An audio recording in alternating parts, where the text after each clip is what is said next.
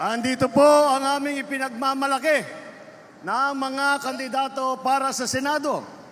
Ngunit, bagamat nakatuon ang pansin natin sa ating mga kandidato para sa Senado,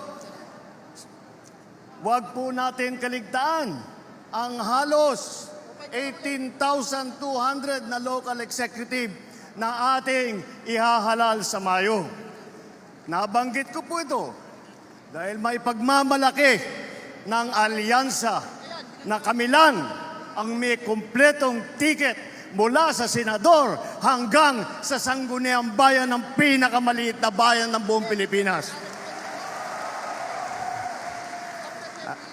At hindi pangkaraniwan ang mga aming kandidato. Hindi po kagaya ng mga nakikita natin sa mga iba't ibang partido. Hirap na hirap makakuha ng kanilang mga miyembro. Ang aming pong ipinagmamalaki at pinaglalaban ay subok na at matagal nang nagseserbisyo sa publiko. Hindi po ay naaawa rin po kuminsan sa ating mga katunggali dahil nagmamakaawa para makakuha ng mga malalakas at magagaling na kandidato. Di tulad ng iba, karampot lang ang kandidato. Dito po, buo kami. Hindi lamang buo sa numero, ngunit buo ang loob para ipaglaban ang kapakanan ng bawat Pilipino at ang buong Pilipinas.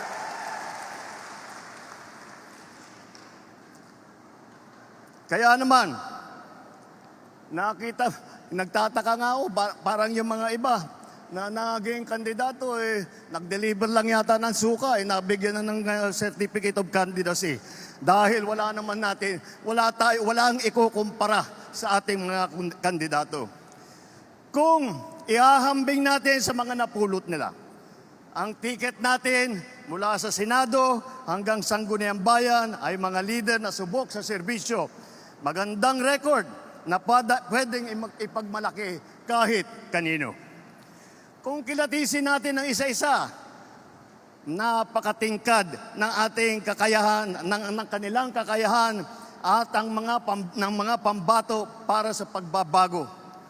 At kapag pinagsama kagaya nito na nangyari dito sa alyansa, ay lalong nakaka-impress ang kanilang pinagsamang lakas at galing. 8 po sa ating mga kandidato ay veteranong senador. Palitan ko na lang, matagal ng senador kasi pag veterano baka akalain nilang hindi lang luma kundi matanda. Andito po ang ating mga senador, Senator Cayetano, Senator Lacson, Senator Lapid, Senator Marcos, Senator Pacquiao, Senator Revilla, Senator Soto, Senator Tolentino. Pagpasok po sa Senado ng mga re-electionist sa Senado ay wala na pong OJT. Hindi na mag-aaral. Alam nila ang trabaho. Alam na nila ang pangangailangan ng Pilipino. Alam na nila ang gagawin nila upang gawin at idala sa ating mga kababayan ang kanilang pangangailangan. 7 naman ay nanggaling naman sa Kongreso na subok sa batasan. Andyan po ang mga Congressman Abalos, Congressman Binay, Congressman Cayetano, Congressman Marcos, Congressman Pacquiao, Congressman Tulfo, Congressman Villar. Kitang-kita po naman natin na itong lahat ay sanay na sanay, subok na subok at matagal nang nagpapakita ng galing. Hindi na bagito sa pagpanday ng mga batas. 4 ang nagsilbi sa kabinete, humawak ng cabinet rank na posisyon. Si Abalos, DILG Secretary. Si Tulfo, nag-DSWD Secretary. Lacson, ng Yolanda Rehabilitation Commission. Tolentino, siyang namuno ng MMDA. Ngunit, sa kanilang katungkulan, ay hindi lang po sila parelax-relax Tingnan niyo po ang kanilang mga record at makikita po ninyo na sila ay nakagawa ng magandang pagbubuti para sa kanilang mga kagawaran.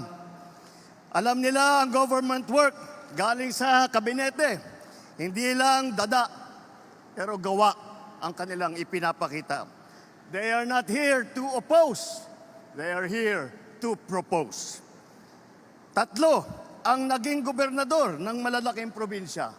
Alam nyo na, Manang Aimee dito sa atin, sa Ilocos Norte. Lito Lapid, Governor Lito Lapid ng Pampanga. At ang Governor Revilla ng Cavite naman. Bukod pa ron, kasama nila ang tatlong naging city mayor. Abi Binay ng Makati. Tolentino ng Tagaytay. Abalos ng Mandaluyong. At huwag natin kalimutan na si Tito Sen, Senator Soto, ay naging vice mayor din ng Quezon City. Hindi rin po tayo nagkukulang sa boses ng kababaihan at maglalaban para sa karapatan ng ating kababaihan dahil 4 sa ating mga kandidato ay babae, pero itong mga babaeng ito ay palagay ko, mas matatapang pa ito kaysa sa mga lalaki na nandito ngayon. Mga abogado naman, 4 din. 4 ang abogado natin, Abalos, Binay, Cayetano, Tolentino. Si Aimee nag-aaral din sa law school. At pinagtatalunan lang nila kung sino daw ang pinakamagaling at sino nanggaling sa pinakamagandang eskwelahan. Ngunit lahat yan ay magaling, lahat yan ay matalino, lahat yan ay ginamit na ang kanilang kakayahan upang pagandahin ang Pilipinas. Kung itatanong naman natin, sila ba ay isa lang ang pinanggalingan? Tiga Maynila lang ba lahat? Tiga Luzon ba lahat? Hindi po. Dahil pagdating sa geographical representation, 2 ang tiga Mindanao. Si Manny Pacquiao ng Bukidnon, Sarangani at saka Jensan. Si Erwin naman, lumaki sa Davao Oriental, sa Sulu, mga probinsya kung saan nadestino ang kanyang bayaning ama. Ang unang Vicente Soto ay naging senador na tiga Cebu. Ang nanay naman namin ni Aimee, alam nyo naman, 100% Waray. Alam naman natin pati na ang lolo ni Camille ay galing sa Iloilo. Yan po ang ating ipagmamalaki. Dahil po nauunawaan nila hindi lamang ang mga problema na hinaharap na nasyonal, hindi lang ang mga problema sa taas, sa Senado, ngunit lahat po sila ay may karanasan sa local government, may karanasan sila sa executive. Lahat po sila ay nakapagpakita na ng kanilang kakayahan. Kaya't po ay kayang-kaya naming maipagmalaki. Bukod po dyan, tignan niyo po ang record ng ating mga kandidato. Wala sa kanila ang may bahid ng dugo dahil sa tukhang. Wala sa kanilang kasabwat sa pagbulsa ng sako-sakong pera, pinagsamantalaan ang krisis ng pandemya, pinabayaan ang ating mga kababayan na magkasakit at mamatay. Wala sa kanila ang mga pumapalakpak sa China at natutuwa pa kapag tayo ay binobomba ng tubig. Tinatamaan ang ating mga Coast Guard, hinaharang ang ating mga mangingisda, ninanakaw ang kanilang huli. At bukod pa ron ay inaagaw pa ang mga isla natin para maging bahagi ng kanilang bansa. Wala po sa kanila ang tilang sakristan ng isang bulaang propeta na nasasakdal dahil sa pagyurak sa ating kabataan at sa ating kababaihan. Wala sa kanila ang tagataguyod ng pugad ng krimen, ng sentro ng paglalapastangan ng mga kababaihan na mga pogo. tayo ngayon ay nasa sangandaan ng ating paglalakbay bilang isang malayang bansa. Bilang isang sambayanang may dangal, may sipag at may talino. Tayo ba ay papayag na babalik sa panahon gusto ng kung kailan gusto ng ating mga liderato maging probinsya tayo ng China? Babalik ba tayo sa nakaraan na ibinubugaw ang ating bayan bilang isang sugalan ng mga dayuhan? Nais ba natin bumalik sa landas na umaapaw sa dugo ng mga inosenteng mga bata na inagaw sa kanilang mga anak, mga ina, kinuha sa kanilang mga tahanan at inagaw ang kanilang kinabukasan? Walang nagnanais na Pilipino na mabalik tayo sa ganyang klaseng pagpatakbo. Kaya naman, pakakatiyak po kayo na kapag ang ating mga kandidato ay naluklok sa Senado at sila ay nagsimula ng kanilang trabaho, asahan po ninyo na sila po ay hindi makikihalo, hindi makikilahok sa ganyang bagay na ating iniwanan na at naayaw balikan. Ito po ang aming ipinagmamalaki. Ito po ang ating mga kandidato para ng alyansa para sa bagong Pilipinas.